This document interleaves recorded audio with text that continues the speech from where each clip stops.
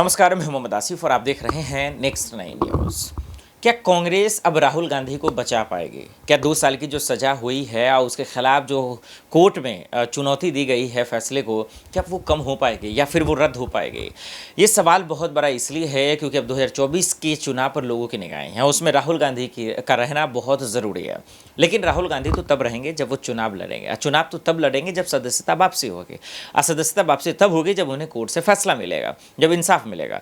अब इस चीज़ को लेकर गुजरात कोर्ट में फैसला सुरक्षित है, लेकिन कांग्रेस अभी कह रही है कि कानूनी रूप से राहुल गांधी जीत सकते हैं। कैसे? जरा देखिए वीडियो।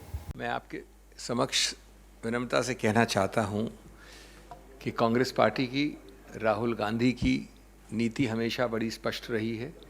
खुले रूप से आप जितना भी कोशिश कर लो, डराने की, धमकाने की, आवाज़ को रोकने की, झूठे केसेस फाइल करने की, उससे आवाज़ दबने वाली नहीं है। सामाजिक, आर्थिक, राजनीतिक जो जलते हुए मुद्दे हैं इस देश के, उनके विषय में श्री राहुल गांधी बोलते रहेंगे, आवाज़ उठाते रहेंगे। मैं जानता हूं कि ये निर्णय आया है एक 2009 की बेरोज़गारी, कीमतों की बढ़ोतरी के दौरान कहे हुए कुछ शब्दों की स्पीच दौरान। आज 2019 कोलार में, 2019 कोलार में। अब इस निर्णय के बारे में मैं आपको 3-4 चीज़ें बताना चाहता हूँ। मैं कहने से पहले ये आपको बता दूं कि ये करीब 170 पन्ने का है, गुजराती में है। मैं गलती नहीं करना चाहता स्पष्टता और एक्यूरेसी के विषय में। पूरी तरह से हमारे पास अभी अनुवाद भी नहीं है, लेकिन मोटा मोटा बता रहा हूँ मैं आपको, और अगर उसमें कुछ संशोधन होगा तो आपको कल परसों और बात करेंगे। नंबर 1, मानहानि के विषय में एक सिद्धांत कानून का मूल सिद्धांत है, और वो ये है कि आपको किसी स्पष्ट व्यक्ति या स्पष्ट चीज़ के विषय में मानहानि करनी चाहिए, आरोपित रूप से कम। आप मानहानि एक मोटे मोटे बड़े बड़े मुद्दे के विषय में नहीं कर सकते। एक ऐसे विषय के बारे में जिसमें स्पष्टता नहीं है, एक व्यक्ति विशेष के विरुद्ध आक्षेप नहीं है,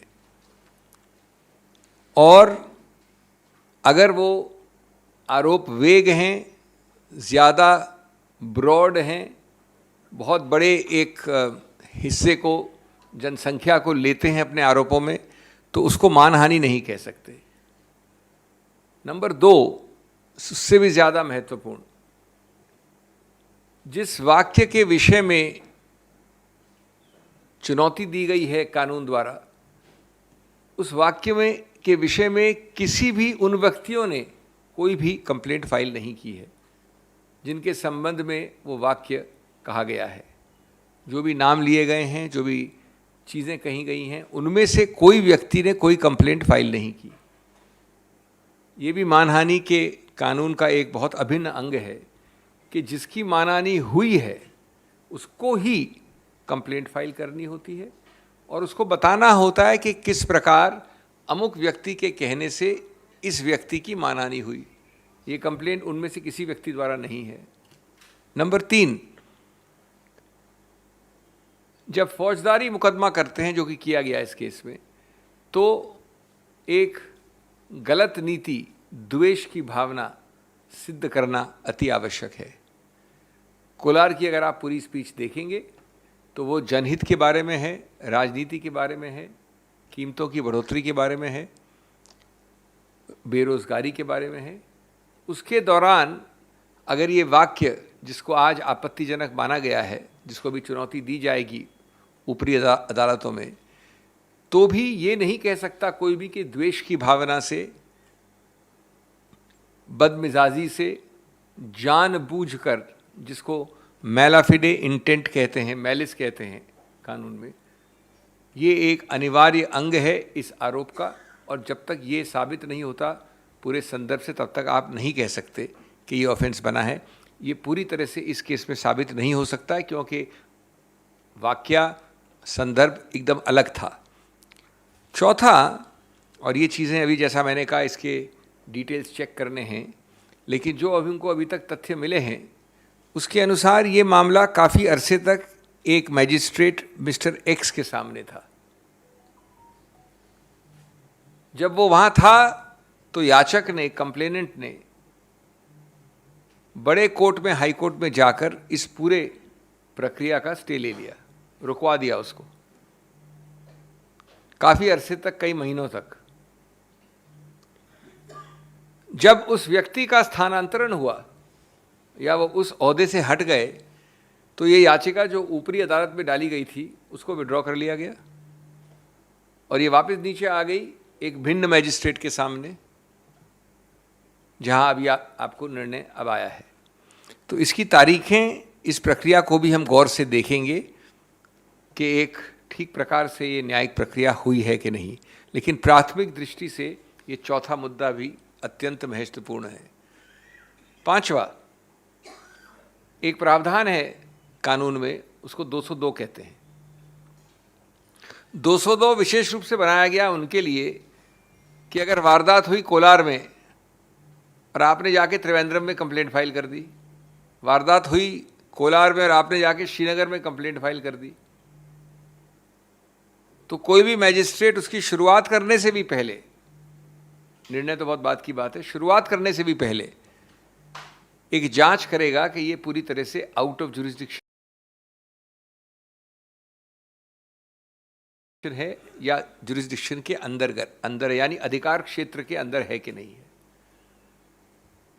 202 का इसमें सीधा उल्लंघन हुआ है। सूरत के मैजिस्ट्रेट ने जिस आसानी से इस मामले में आगे बढ़ोतरी की है और फिर निर्णय दिया है कोलार वाले वक्तव्य के विषय में, वो अत्यंत आपत्तिजनक है कानूनी रूप से और क्वेश्चनेबल है, जो कि और हम इसका विश्लेषण करेंगे। छठा, ये भी सुनने में आया है और जहाँ तक तथ्य हमारे पास हैं जिनको हम चेक करेंगे कि आप जानते हैं कि कन्विक्शन के बाद सेंटेंसिंग, दंड के लिए अलग से हियरिंग होनी पड़ती है। वो अलग से हियरिंग ज़रूर हुई, लेकिन 15-20 मिनट की हियरिंग के बाद जो सबसे ज़्यादा सेंटेंस हो सकता है वो दिया गया 2 वर्ष का। वो प्रक्रिया भी किस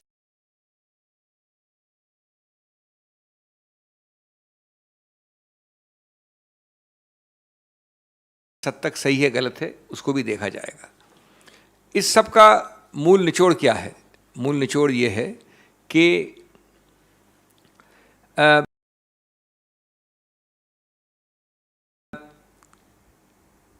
जानबूझकर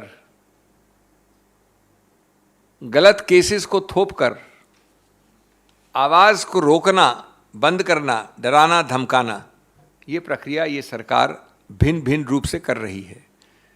साथ साथ इससे कहीं ज़्यादा आपत्तिजनक वक्तव्य दिन प्रतिदिन इनके द्वारा, इनके मंत्रियों द्वारा, इनके वरिष्ठ नेताओं द्वारा, इनके कार्यकर्ताओं द्वारा को अनदेखी, अनसुनी कर दिया जाता है। लेकिन इस भय से अगर वो सोचते हैं कि किसी रूप से जनहित के मुद्दों को उठाने में कांग्रेस हिचकेगी या राहुल गांधी हिचकेंगे, तो ये गलत धारणा है।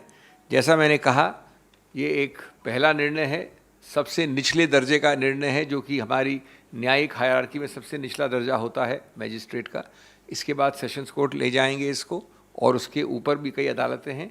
ये गलत निर्णय है, कानून में इसका समर्थन नहीं किया जा सकता, और हम आश्वस्त हैं कि जल्द से जल्द इस विषय में हमारे पास एक सकारात्मक निर्णय आएगा। देखा आपने, खुल्लम खुल्ला साफ शब्दों में कहते नजर आ रहे हैं कि किस तरीके से ये तमाम चीज़ें होती नजर आई। उन्होंने कहा कि राहुल गांधी की जीत हो गई, उन्होंने कहा कि राहुल गांधी को कोई हरा नहीं सकता, उन्होंने कहा कि राहुल गांधी है तो सब कुछ है। अब ये सवाल देखना पड़ेगा कि आने वाले में वक्त में क्या होता है, क्या राहुल गांधी जीत पाएंगे, क्योंकि साफ तौर से कहा जा रहा है कि कोर्ट का फैसला उनके हक में है। हालांकि कपिल सिब्बल और तमाम लोग राहुल गांधी के समर्थन में। देश दुनिया के बड़ी खबरों के लिए देखते रहे नेक्स्ट 9 न्यूज़। नमस्कार।